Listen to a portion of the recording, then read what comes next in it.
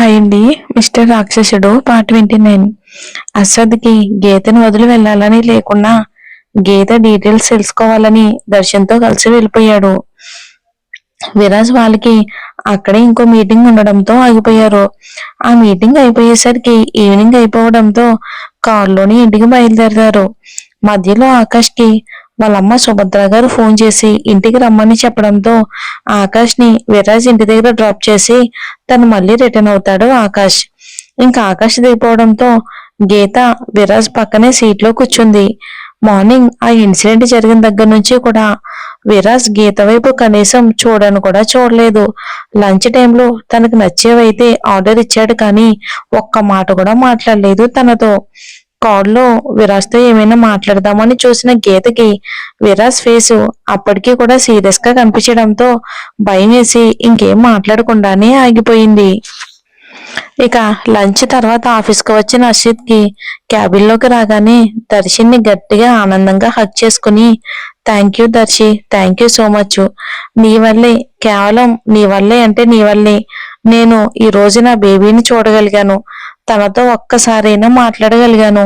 నువ్వు విరాజ్తో business proposal తీసుకురాకుండా ఉంటే నేను తనని ఎప్పటికీ చూసేవాడునో అంటాడు చాలా చాలా హ్యాపీగా ఫీల్ అవుతూ. అసద్ హ్యాపీనెస్ చూసి అసలు దర్శన్కి బాధపడాలో ఆనందపడాలో తెలియక అలాగే చూస్తూ ఉండిపోయాడు. అసద్ మళ్ళీ తనే మాట్లాడుతూ నువ్వు వెంటనే తన గురించి మొత్తం తెలుసుకో దర్శి, ఈవినింగ్ కల్లా తన గురించి నాకు మొత్తం తెలియాలి అంటాడు అసద్. ఇక అసద్ ని ఆపలేను అని అర్థమైంది దర్శన్కి. తన మనుషులతో ఈవినింగ్ కల్లా గీత డీటెయిల్స్ తెలుసుకుని తన దగ్గరికి వెళ్ళాడు. గీతని చూశానన్న ఆనందం ఉన్నా కూడా తన ప్రొఫెషన్ పక్కన పెట్టకుండా సిన్సియర్ గా వర్క్ చేస్తున్నాడు. ఇక దర్శన్ అసద్ ముందు నిలబడి తన డీటెయిల్స్ తెలిసాయి అని అసద్ తన వైపు చూస్తూనే ఉండడంతో తన పేరు గీతిక నందన్ ప్రియ, అందరూ గీతిక అని పిలుస్తారు అని మొదలుపెట్టి తన ప్రస్తుతం ఎక్కడ ఉంటుందో కూడా చెప్తాడు. గీత అక్కడ ఉండడానికి కారణం సిద్ధార్థ్ గారు అని తెలుసుకున్నంత వరకు చెప్పి అర్షద్ వైపు చూడగానే తను ఆలోచిస్తూ ఆ గవర్నమెంట్ ప్రాజెక్ట్ వర్క్ రేపటి నుంచి విరాజ్ వాళ్ళ ఆఫీస్ లోనే జరుగుతుంది కదా, మనం ఆల్మోస్ట్ వాళ్ళ ఆఫీస్ లోనే వర్క్ చేయాల్సి ఉంటుంది కదా, ఇక్కడ నుండి వాళ్ళ ఆఫీస్ కి చాలా దూరం, సో అని ఆగుతాడు. దర్శన్ అనుమానంగా అర్షద్ వైపు చూస్తూ సో అంటాడు. అసద్ ఏం చెప్పబోతున్నాడో అర్థం కాక అసద్ రేపు ఈ ప్రాజెక్ట్ గురించి ఇంకో మీటింగ్ ఉంది కదా, దానికి రేపు సిద్ధార్థ్ గారు ఆనంద్ గారు కూడా వస్తారు కదా, అప్పుడు చెప్తా నేనేం చేస్తానో అంటాడు.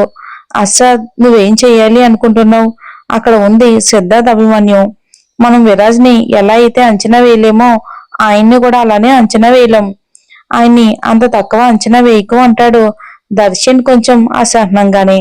Don't worry Darshi, I will take care of you all those things, నేను చూసుకుంటా అని ల్యాప్టాప్ లో వర్క్ చేసుకుంటున్నాడు.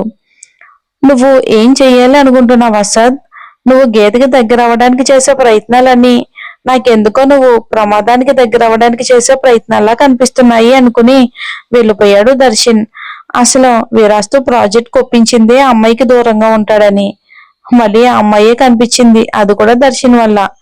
కారు ఆపగానే కిందకి దిగిన గీత విరాజ్ అప్పటికీ కూడా తనని పట్టించుకోకుండా వెళ్ళిపోతూ ఉండడం చూసి అప్పటి వరకు ఆపుకున్న కన్నీళ్లు కాగమంటూ వచ్చేశాయి. విరాజ్ కి గీత వైపు కనీసం కూడా కోపంగా చూడటం కూడా ఇష్టం లేదు. కానీ ఈ రోజు గీత కేర్లెస్ గా ఉండటం వలన ఏం జరిగిందో ఆలోచిస్తూ ఉంటే విరాజ్ కి చాలా కోపం వస్తుంది. కానీ అంతకన్నా ముందు తనకి ఏదైనా అయితే అన్న ఆలోచనకి ప్రాణం పోతున్నట్టు ఉంది. కానీ ఆ కోపం ఆ బాధ గీత మీద చూపించడం విరాజ్కి ఏమాత్రం ఇష్టం లేదు. అందుకే తనని అవాయిడ్ చేస్తున్నాడు. ఇంట్లోకి వెళ్తున్న విరాజ్ కి గీత ఇంకా అక్కడే నుంచొని ఉండడం చూసి వెనక్కి వచ్చి గీత ముందు నిలబడ్డాడు సీరియస్నెస్ తగ్గించుకుంటూ. లోపలికి వెళ్ళి గీత అని అన్నా సరే గీత ఇంకా అక్కడే నిలబడడంతో తన ఫేస్ వైపు చూడగానే గీత ఏడుస్తూ ఉండడం కనిపించింది. విరాజ్ గీతను అలా చూసి ఒక్క క్షణం కూడా ఆలోచించకుండా వెంటనే తనని గట్టిగా హక్ చేసుకుని don't show me your tears princess, నాకు నీ కన్నీళ్లు కనిపించినవుకు, ఐ కాంట్ బేర్ ఇట్ అని అంటాడు. వెంటనే గీత విరాజ్ ని హక్ చేసుకుని తన కన్నీళ్లు తుడుచుకుని మీరు ఇలా నాతో కోపంగా ఉండకండి ప్లీజ్ సార్, ఇంక నేను ఎప్పుడు ఇలా కేర్లెస్ గా ఉండను, ఒక్కటి గుర్తించుకో ప్రిన్సెస్, నీకు సంబంధించింది ఏది నీది కాదు, ఇట్స్ ఆల్ మైన్. నా అనుకున్న వాటికి చిన్న గీత పడ్డా ఐ వోంట్ వేర్ అని చాలా స్ట్రాంగ్ గా చెప్పాడు. విరాస్ గీతని చిన్నగా వదిలి నుదుటిపై ముద్దు పెట్టుకుని ఇక ఇంట్లోకి వెళ్ళు అంటాడు. విరాస్ మాటలు మామూలుగా ఉన్నా డెప్త్ మాత్రం చాలా ఎక్కువగా ఉంది. అది గీతకు కూడా అర్థమైంది. కానీ ఈసారి గీత తన ఫీలింగ్స్ ని బలవంతంగా అంచుకుని ఆ పొజిషన్ లో అస్సలు లేదు.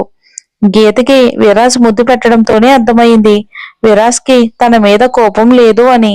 సరే అన్నట్టు చిన్నగా తలూపి హౌస్ లోకి వెళ్ళిపోయింది గీత. విరాజ్ ఇంట్లోకి వెళ్ళిపోయేంతలోపే సిద్ధార్థ్ గారు ఎదురవుతారు.